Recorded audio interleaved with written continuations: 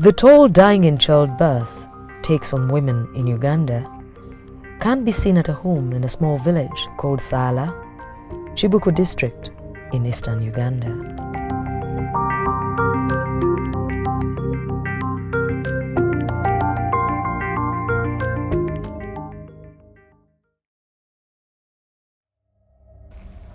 Matilda, 30, died in late January. Her husband tells the story. Kusawa uira kwegitawulira munana kuikumi niyankola ati munange ndi obyengereza niki ati omukida muzokukola niki okuntanuka nifulumye egaali nemuteekaku nitwatuuka kwidwaliro yagirira abasawo niyo omusawo tulira omwana kunga ona ule mwana kunga nikaze to mwisuke atatu kale ebinyuma nebikali bikola niki ebisigaire kala amukali naero kwekanga awo amuwi kidanga kyedumbya kwedumbya kiti kikalumo osoko mukali akola niki yoya abirenga awo amuwi atyo kale balete motoka tugingiraku atumweriano nangota kungota etyo. Matilda already had 13 other children, now living with their father, Konope Besweri. Matilda was a very active lady. Tutyama ono mukali nga tulamba jano kubanga nze natambulangaku nga nja kwira ono mukali wange aliona bana omukali natandika okumbe plani nankoma ati munange tusigale nga tukola n'amaani tugule ebigona ngono tubyala olaawo buli kasente kedafunanga nga nkwata 10 n'ensuna noni akatakali n'abaana mama abo nga tandike n'okubateeka ku musumiro w'esente tetaawo niyo Katonda yankubira omwigo omunene nantolako omunange oyo.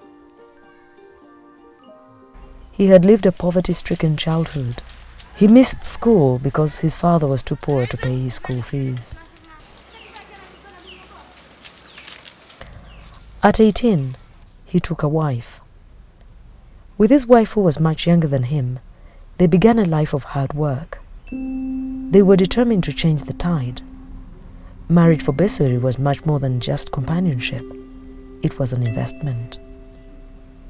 So he decided that he and Matilda would have many children. They decided on having 14 children. The synergy of a huge family would be reflected in the harvest from the farm.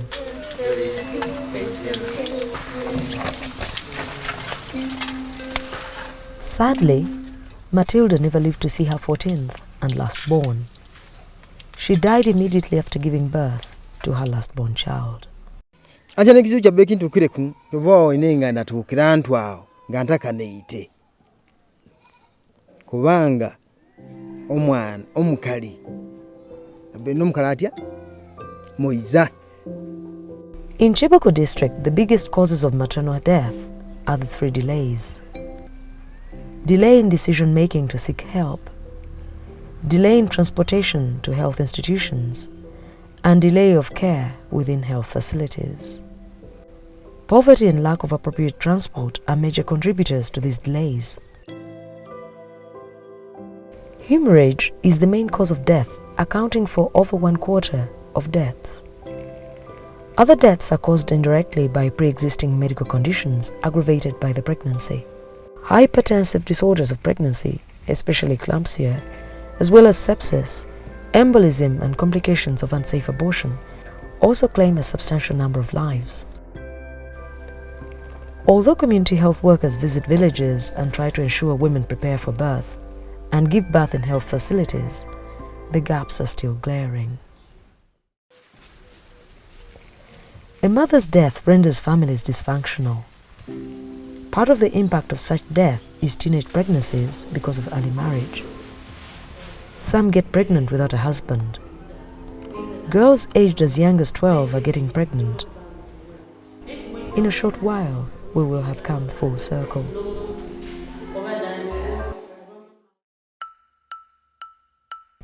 Sharifa is 16 but looks younger. Married off at a tender age, Sharifa is here to attend her first antenatal visit.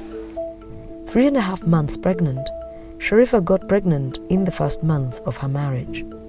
She is here alone because her husband went away to the city immediately after their marriage.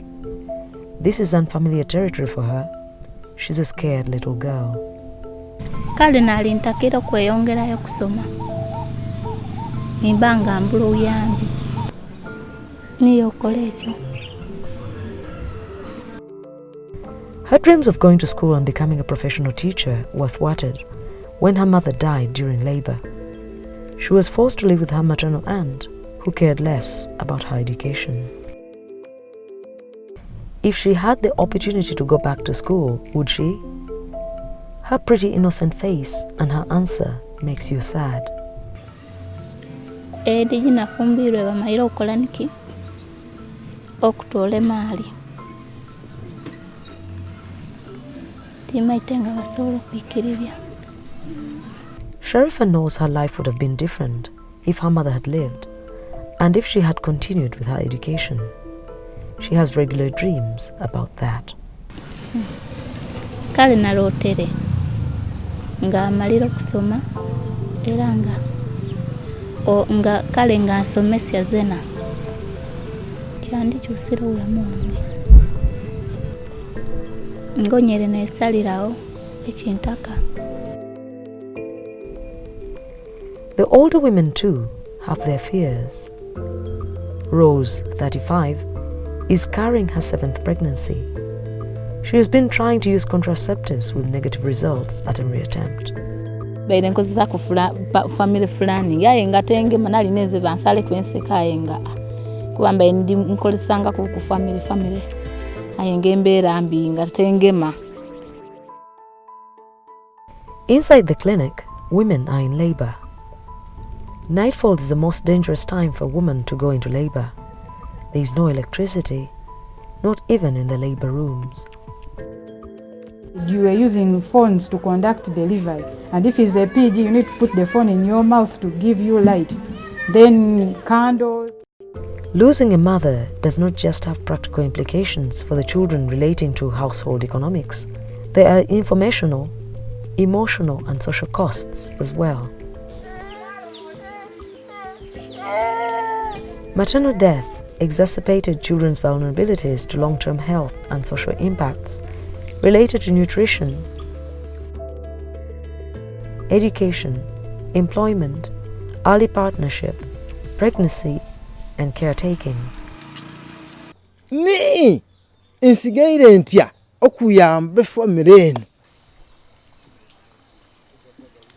ebikwatagana n'ebyakulya biriwo netimba etinalira okola niki okusumba kubanga emmere okuliisiyamu omwaka gy'olimire ekikuliisiyamu ennyimba emirundi 2 omaayi yafiire mu sizoni yakulima ate ne sizoni n'embitaku tukanga mu sizoni yakubiri ensambya tete ni olwero wakwatira omwana ate n'omwaka ogwigwaku ngambye mu mbeera oti niye mbulaki nimona nti ebitwabaye nabyo bikaire bituwaire nina n'omwana yazwereire nimugaza ati munange nti ono betulya bituwaire kale omwana oyo nimukosera yaawo ntyo naenda gosomesya kale ginkosa ino negomba ukanga nenga tikisoka be nga uze umuli ku nene wakusomesya kubanga nganize ndi muko mukulukumu. When a mother dies, her daughter loses a vital source of information about gender roles, relationships, behavior, the body, and reproductive health. Suddenly the girl child is alone at the deep end of the sea. That is what overwhelms Harriet. Engeri gye naali emutaka eno kaleeba nkolwaire batafiire ntandika okunga nanyiigire nakungire ntuuka ekiseera nabyejjukirya maliga gatandika nga kwiza.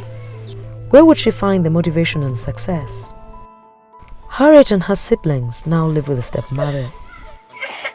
Tiano nawo ine ntikityo nimbonanga twasigalanga tukale tukola niki tukaluba omubyendya niyo okufuna omuntu gondi aiza tuyambe.